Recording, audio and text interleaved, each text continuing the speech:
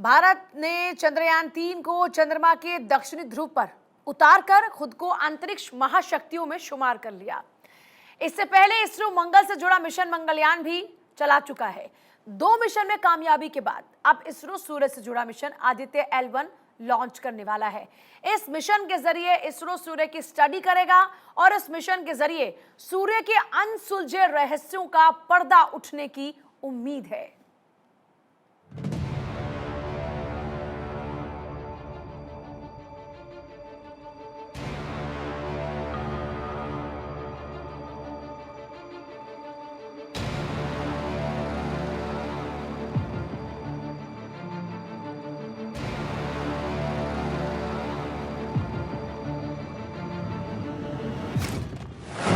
दस दिन 2 कमाल, दुनिया में भारत का धमाल।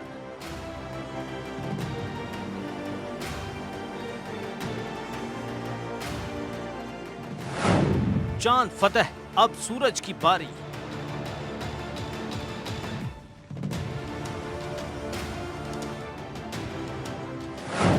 चांद के पार, सूरज के नजदीक भारत।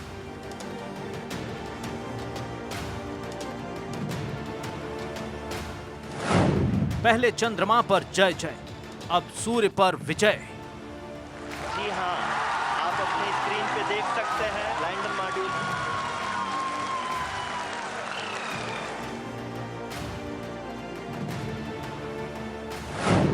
अंतरिक्ष में भारत की आंख होगा आदित्य L1।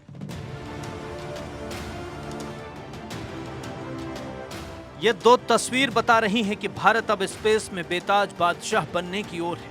ये 2 तस्वीरें बता रही हैं कि 10 दिन के अंदर भारत वो करने जा रहा है जो दुनिया में किसी ने नहीं किया। चांद पर रोवर प्रज्ञान चहलकदमी कर रहा है तो लैंडर विक्रम अंगद की तरह पैर जमाए हुए है और आए दिन नई नई जानकारियां भेज रहा है। तो दूसरी तरफ इसरो सूर्य पर जाने की तैयारी कर रहा है। आदित्य L1 मिशन की लॉन्चिंग इसरो करने जा रहा है। 2 सितंबर को इसकी लॉन्चिंग होगी और इसरो ने आदित्य L1 से lace launch vehicle PSLV C-57 की तस्वीर जारी की है। लॉन्च व्हीकल PSLV C-57 को श्रीहरिकोटा के लॉन्च पैड पर पहुंचा दिया गया है। 2 सितंबर को सुबह 11:50 पर आंध्र प्रदेश के श्रीहरिकोटा से सूर्ययान आदित्य L1 लॉन्च होगा और भारत एक बार फिर से इतिहास रच देगा। जल्द ही सूर्य के विस्तृत अध्ययन के लिए ISRO Aditya L1 mission launch करने जा रहा है। इसके बाद शुक्र भी इसरो के लक्ष्यों में से एक है।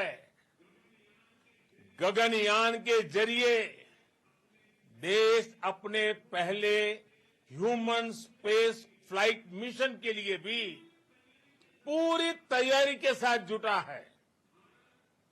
भारत बार बार ये साबित कर रहा है कि sky is not the limit. We have achieved soft landing on the moon. India is on the moon. Salute करना चाहता। आदित्य L1 भारत का पहला सोलर मिशन है और जिस तरह से चंद्रयान-3 ने चांद पर फतह की है, माना जा रहा है कि उसी तरह से सूर्ययान यानी आदित्य L1 भी फतह करेगा। इस मिशन के जरिए सूर्य के अनसुलझे रहस्य का पर्दा उठेगा। 2 सितंबर को 11:50 पर लॉन्चिंग होगी। सतीश धवन स्पेस सेंटर से PSLV C-57 से लॉन्च होगा। सूर्य की स्टडी के लिए पहला भारतीय मिशन है। सूर्य के तापमान, पराबैंगनी किरणों का प्रभाव, धरती, ओजोन परत पर सूर्य की किरणों की स्टडी, अंतरिक्ष में मौसम की गतिशीलता का अध्ययन और क्रोमोस्फेरिक कोरोनल हीटिंग का अध्ययन किया जाएगा। इस मिशन में सौर कोरोना और उसके तापन तंत्र की भौतिकी का अध्ययन किया जाएगा। आदित्य L1 के उपकरणों को सौर वातावरण, मुख्य रूप से क्रोमोस्फीयर और कोरोना का निरीक्षण करने के लिए ट्यून किया गया है। इस C2 उपकरण L1 पर स्थानीय वातावरण का निरीक्षण करेंगे। भारत के लिए यह मिशन काफी अहम है और पूरी दुनिया की नजर इस वक्त भारत पर है। ये L1 पॉइंट होता है लैग रेंज पॉइंट 1। स्पेस में देखा जाए तो एक्चुअली स्पेशली सोलर सिस्टम में अर्थ के सोलर सिस्टम में। वहाँ पे 4 ऐसे लैग्रेंज पॉइंट है, L1, L2, L3 and L4।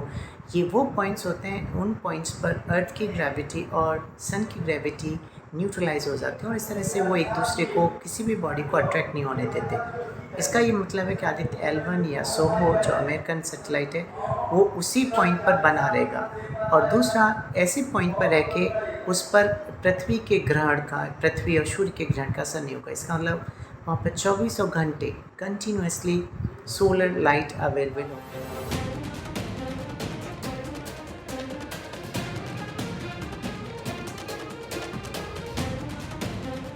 ऐसे में आपको L1 के बारे में बताते हैं कि आखिर इसे L1 क्यों कहा जाता है।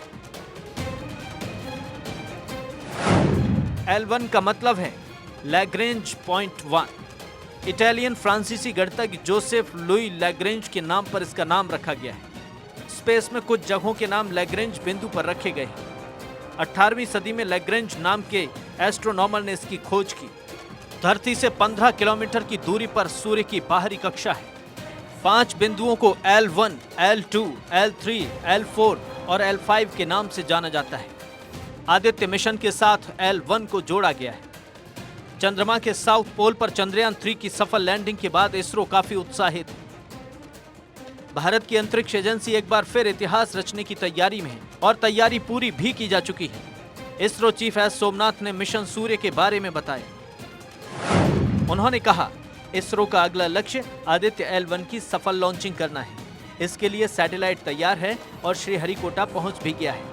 लॉन्चिंग के बाद आदित्य L1 को पृथ्वी से लैग्रेंज पॉइंट 1 तक पहुंचने में लगभग 125 दिन लगेंगे। तब तक हमें इसका इंतजार करना होगा।